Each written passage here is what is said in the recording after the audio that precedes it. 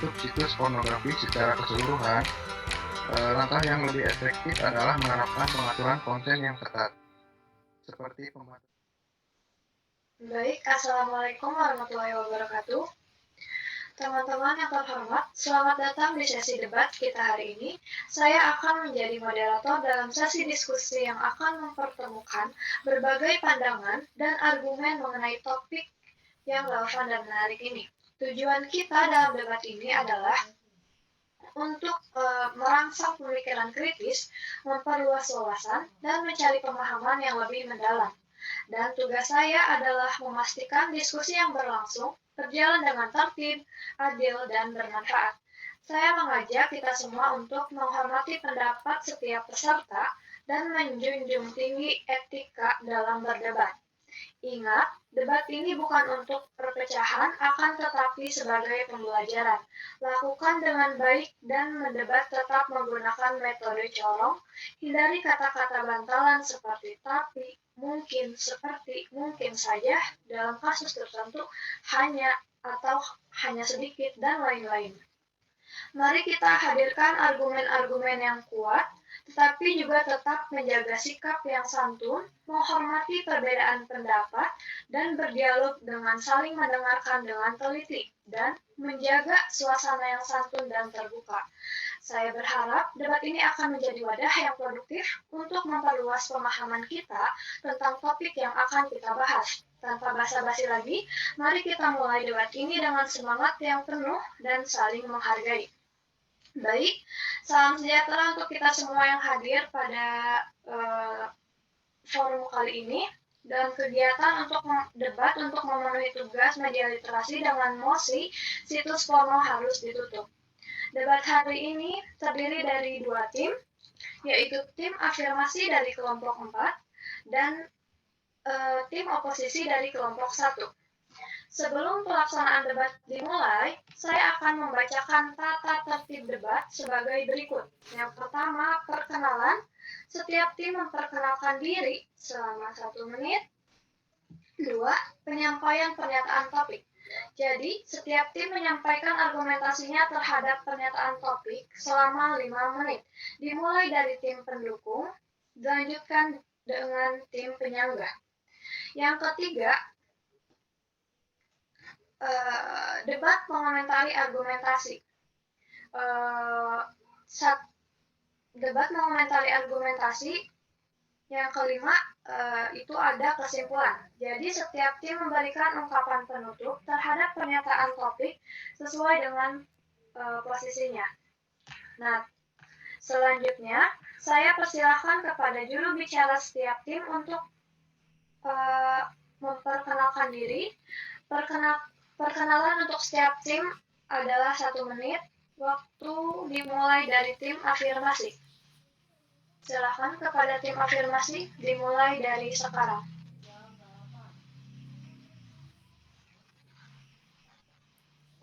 Empat. Ya, perkenalkan nama saya dari kelompok 4.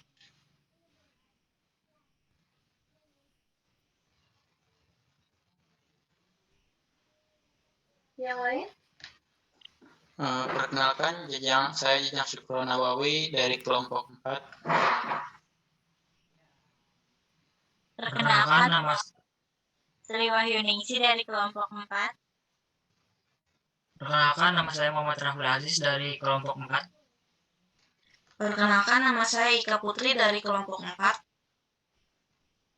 Perkenalkan, nama saya Muhammad Yudis Elena Alhaq dari kelompok 4.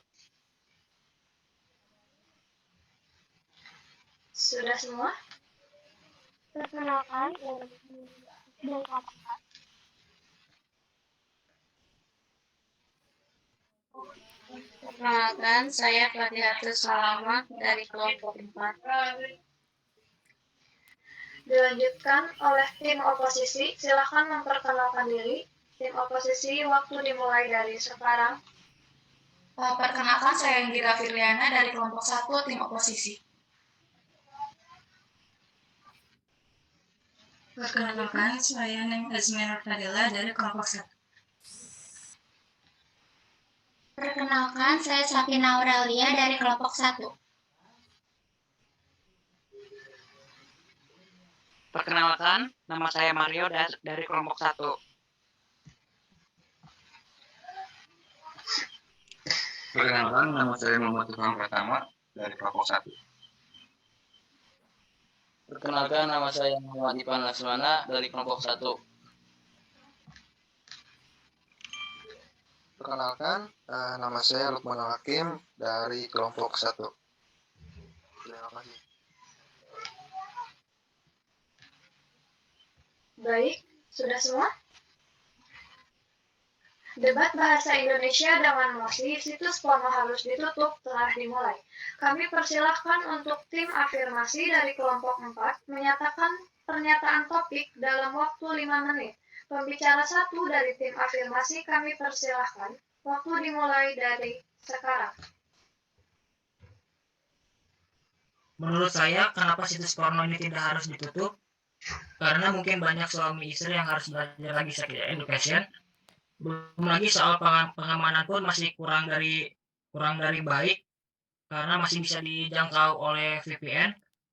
Dan ada lagi orang-orang yang ingin mengekspresikan dirinya lagi melalui situs porno ini. Cukup dari saya.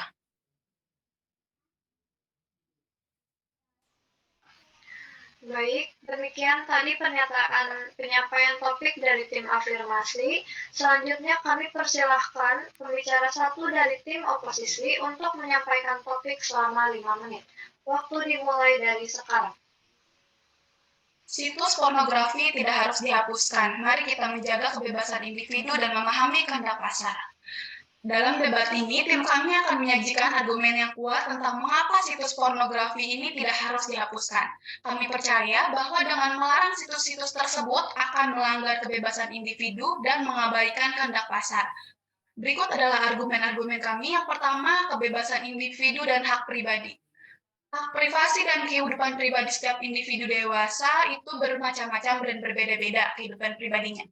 Dan mereka mampu membuat pilihan seksual mereka sendiri. Melarang situs pornografi ini akan mencampuri hak privasi dan kebebasan individu untuk mengeksplorasi seksualitas mereka dalam konteks yang aman dan legal. Selain itu ada kebebasan berbicara dan berekspresi. Internet adalah media yang kuat untuk berekspresi dan melarang situs pornografi ini akan melibatkan campur tangan pada kebebasan berbicara dan berekspresi setiap individu. Selama situs-situs ini beroperasi secara legal dan tidak melanggar hukum, individu harus memiliki kebebasan untuk mengakses dan mengkonsumsinya.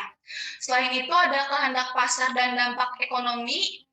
Yang pertama ada permintaan yang tinggi. Permintaan terhadap konten pornografik ini telah ada sejak lama. Dan larangan terhadap situs-situs ini tidak akan menghentikan permintaan tersebut.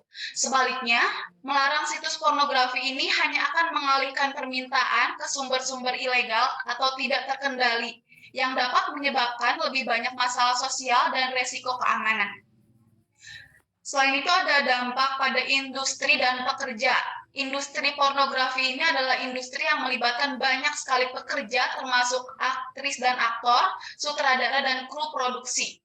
Melarang situs-situs pornografi ini dapat berdampak negatif pada mata pencarian mereka dan mengganggu ekonomi yang terkait dengan industri ini. Maka dari itu, kami menawarkan pentingnya pendidikan seksual yang komprehensif. Alih-alih melarang situs pornografi, penting untuk memberikan pendidikan seksual yang komprehensif pada setiap individu, baik itu dari kalangan muda ataupun kalangan tua. Pendidikan yang tepat akan membantu mereka memahami konten pornografi dengan cara yang sehat dan kritis, sehingga dapat menghindari dampak negatifnya. Selain itu juga ada tanggung jawab orang tua bagi kalangan-kalangan muda. Dengan menghapus situs pornografi ini tidak menjadi solusi untuk melindungi anak-anak dari konten dewasa. Maka dari itu, orang tua harus bertanggung jawab dalam mengawasi akses anak-anak terhadap internet dan memberikan pendidikan seksual yang sesuai dengan usia mereka. Ke dalam debat ini, kami telah menyajikan argumen yang kuat untuk mempertahankan keberadaan situs pornografi berdasarkan kebebasan individu dan pemahaman kehendak pasar. Namun, kami juga mengaku pentingnya pengawasan dan pendidikan seksual yang tepat melalui pendekatan yang berimbang.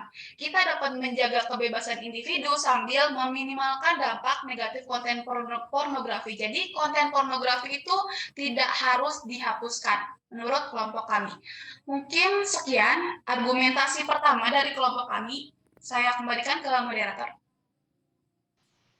Baik, penyampaian pernyataan topik dari setiap tim telah dipresentasikan masing-masing tim.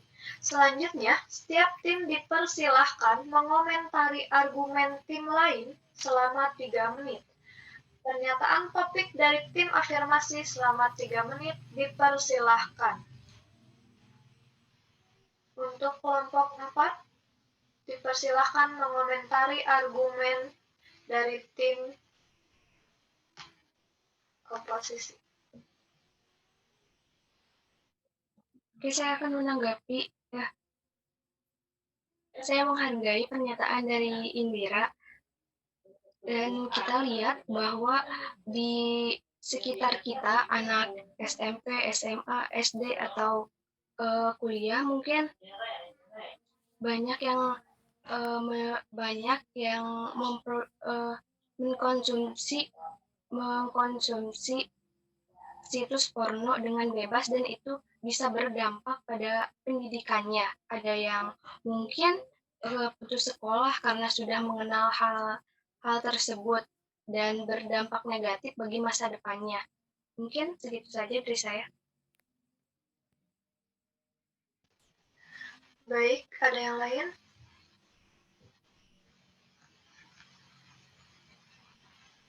Izin menanggapi sedikit ya. Boleh, silakan.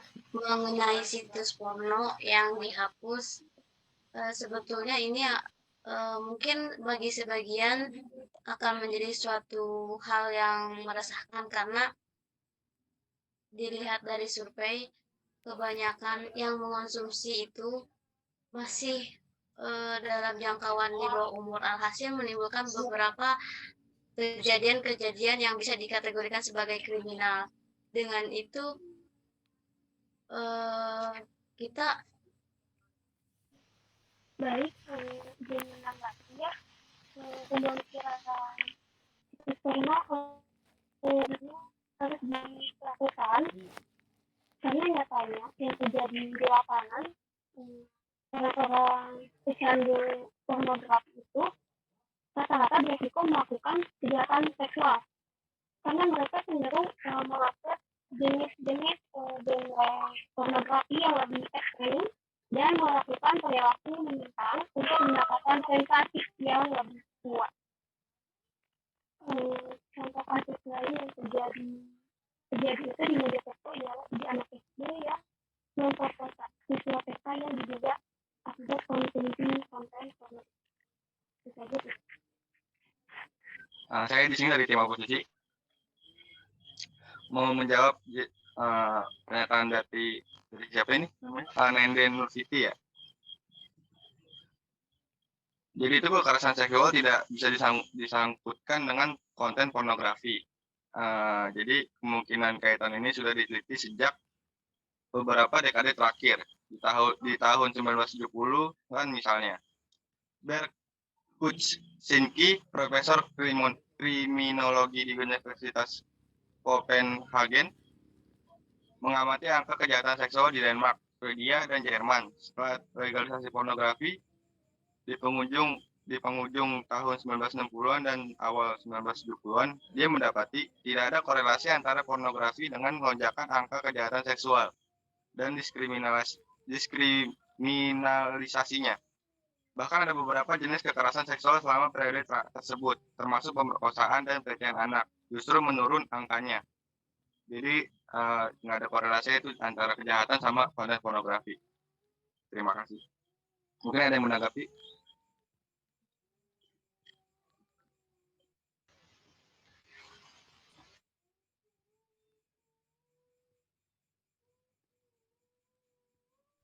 Oke, saya akan sedikit menanggapi.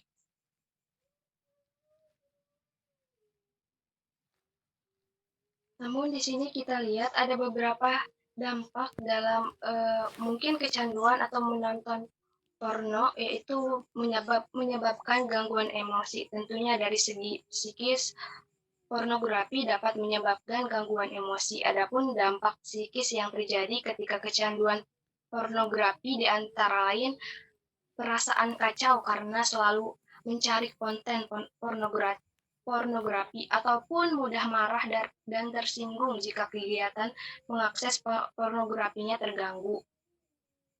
Lalu yang kedua bisa menimbulkan kerusakan otak pada remaja. Dampak kecanduan pornografi lainnya ialah merusak otak. Saat melihat pornografi, tubuh akan mengeluarkan hormon dopamin. Jadi semakin sering melihat pornografi, maka dopamin akan terus keluar hingga membanjiri prefrontal cortex. Prefrontal cortex adalah salah satu bagian dari otak yang berperan sebagai pusat kepribadian karena memiliki fungsi eksekutif. Jika prefrontal cortex dibanjiri oleh dopamin, dampak yang muncul bisa seperti sulit membedakan baik dan buruk, sulit mengambil keputusan, kurang rasa percaya diri, daya imajinasi menurun, kesulitan merencanakan masa depan. Dan yang ketiga, masa depan dapat hancur. Remaja harus bisa memahami bahaya dari kecanduan pornografi karena bahaya laten dari kecanduan pornografi yang terakhir adalah hancurnya masa depan. Seorang yang kecanduan pornografi akan sulit menghentikan perilaku kecanduan hingga mengabaikan hal lain yang bermanfaat. Selain itu, ia akan kehilangan kebiasaan untuk hidup teratur dan tertib. Apalagi bahaya yang lebih mengancam jika kecanduan pornografi ialah risiko terjerat seks bebas. Tentu, seks bebas memiliki dampak yang sangat buruk, bahkan bisa merusak masa depan. Belum lagi jika hasrat seksual semakin tinggi, maka pengidap pornografi bisa melakukan hal-hal nekat, seperti pelecehan seksual hingga pemerkosaan. Sekian mungkin tanggap. Baik, selanjutnya selama 10 menit berikutnya diberikan hak bicara kepada seluruh peserta untuk kesempatan untuk interupsi yang diperebutkan oleh tiap tim debat. Oke, baik, ada yang mau interupsi? Interupsi, ingin menanggapi yang tadi ya, dari Sebentar. Hak bicara kami berikan kepada tim oposisi. Oke. Silahkan. Ya, mungkin argumentasi yang telah disampaikan Teh Dera itu sudah sangat baik ya. Saya ingin bertanya, apakah ada riset yang menyatakan yang dapat mendukung pernyataan yang tadi Teh Dera sampaikan? Saya dapat riset, penelitian itu tidak mampu menyimpulkan bahwa responden striatum yang lebih terdorong itu dapat meningkatkan, dapat merusak otak dari orang yang menonton pornografi. Selain itu juga tidak ada riset lain yang menunjukkan bahwa ya menonton pornografi itu dapat merusak otak. Mungkin bisa dijelaskan lebih rinci dari apa yang dapat mendukung pernyataan yang tadi Teh Dera sampaikan? Adakah riset-riset tertentu? Sangat berbahaya. Memang jika seorang sudah kecanduan film porno, hal tersebut membahayakan kesehatannya. Atau bisa kecanduan atau bisa mempraktekkan hal tersebut.